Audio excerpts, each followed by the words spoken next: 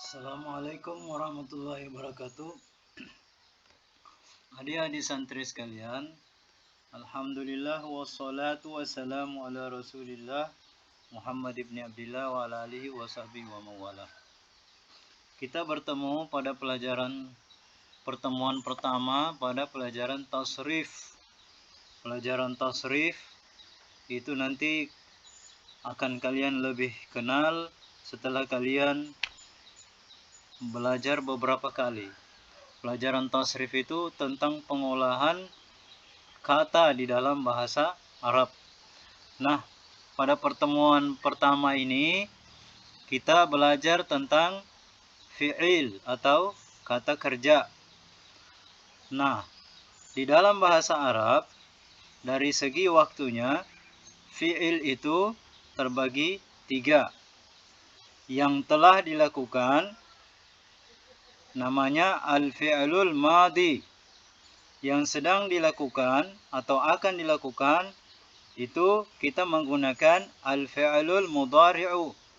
Sedangkan untuk kata kerja perintah, misalnya kita mengatakan pergilah, duduklah, bawalah, itu kita menggunakan fi'lul amri, kata perintah. Nah, berbeda dengan bahasa Indonesia, kata pergi misalnya itu tidak berubah-ubah. Hanya kita sebut telah pergi, sedang pergi, akan pergi, tapi bentuk kata pergi itu tetap P-E-R-G-I. Tapi di dalam bahasa Arab kita akan memilih yang mana di antara 3 kata ini yang kita pakai. Apakah zahaba, atau yazhabu, atau izhab. Kita melihat waktunya. Kalau telah pergi berarti zahaba, sedang pergi berarti yazhabu, pergilah berarti izhab. Nah, jadi dalam bahasa Arab itu kata kerja terbagi 3. Al-fi'lul madi, al-fi'lul mudhari'u, fi'lul amri. Contoh, pergi. Zahaba telah pergi, yazhabu sedang pergi, izhab pergilah. Zahaba al-fi'lul madi, yazhabu al-fi'lul mudhari'u, izhab fi'lul amr. Kita lihat contoh yang lain. Duduk. Bagaimana di dalam bahasa Arab? Ada 3. Jalasa telah duduk, yajlisu sedang duduk, ijlis duduklah. Membawa. Hamala telah membawa, yahmilu sedang membawa, ihmil bawalah. Nah, jadi yang pertama adik-adik harus pahami bahwa mengungkapkan kata kerja di dalam bahasa Arab itu pilih salah satu dari 3 tergantung waktunya. Kalau telah dilakukan, pilih yang fi'il madi. Kalau sedang dilakukan atau akan dilakukan, misalnya akan pergi, akan duduk, akan membawa, pilih al-fi'lul mudhari'. Kalau untuk kata perintah, pergilah, duduklah, bawalah, pilih fi'lul amr. Ini bagian yang pertama. Nah, sekarang kita masuk bagian yang kedua. Bagaimana membedakan al-fi'lul madi, al-fi'lul mudhari'u, dan fi'lul amr. Bagaimana cara membedakannya? Sekarang kita lihat huruf aslinya. Di sini ada al-fi'lul madi ini adalah asli. Hurufnya ada 3. Zahaba, 3 huruf ya. Nah, ketika berubah dari telah pergi menjadi sedang pergi, yang asli ini tadi zahaba kita tambahkan huruf mudhari atau huruf ya. Nah, sehingga bacanya menjadi yazhabu. Nah, kita rubah harakatnya dari fathah menjadi dhamma. Ini.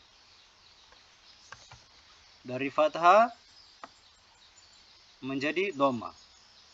Jadi ada dua perbedaan di sini. Yang pertama harakatnya zahaba fathah. Ketika sudah menjadi sedang ditambah ya, yaitu yazhabu. Harakat fathahnya ba menjadi bu. Nah, itu perbedaannya. Zahaba menjadi yazhabu. Berarti telah pergi berubah menjadi sedang pergi. Coba kita lihat contoh di bawah. Duduk. Telah duduk. Jalasa. Kita rubah menjadi mudhari', tambahkan ya. Nah. Oke, menjadi 4 huruf ya. Dan harakat akhirnya dirubah menjadi dhammah. Nah, jalasa menjadi yajlisu. Paham adik-adik? Kita lihat contoh ketiga. Hamala. Nah, ini masih asli hurufnya. Berarti masih fi'il madhi. Masih berarti telah membawa. Kalau kita rubah menjadi fi'ilul mudhari, sedang membawa, gampang caranya. Yang pertama, tambahkan ya. Oke. Kemudian yang kedua, harakat akhirnya berubah menjadi dhamma. Dari la berubah menjadi lu. Nah, oke. Yahmilu. Tadinya hamala, sekarang jadi yahmilu. Lihat ciri-ciri fi'il mudhari ini. Awalannya ya, kemudian harakat akhirnya dhammah semuanya, ya. Oke. Kemudian bagaimana pula mengenal fi'ilul amr, kata perintah. Fi'ilul amr selalu dimulai dengan hamzah i. Jadi dari kata asli ini zahaba ditambahkan hamzah menjadi izhab, dan harakat akhirnya adalah sukun. Harakat akhirnya sukun, mati. Kita fokus kepada harakat yang ada di dalam lingkaran ini. Nah. Jadi fi'il madhi harakat akhirnya fathah, hurufnya asli. Fi'il mudhari menambahkan ya terhadap fi'il madhi, harakatnya berubah menjadi dhamma. Nah, ketika sudah berubah menjadi fi'il mudhari, telah pergi berubah menjadi sedang pergi. Kemudian kalau zahaba ini ditambahkan izhab menjadi sukun, maka bukan lagi fi'il madhi, tapi sudah kata perintah, pergi. Jadi adik-adik sekalian, tujuan daripada pembelajaran kita kali ini, yang pertama kalian mengetahui bahwa kata kerja itu kita harus memilih satu di antara 3 ketika kita mau mengungkapkannya. Yang kedua, kalian bisa membedakan madhi, ciri-cirinya, hurufnya asli dan harakat akhirnya fathah.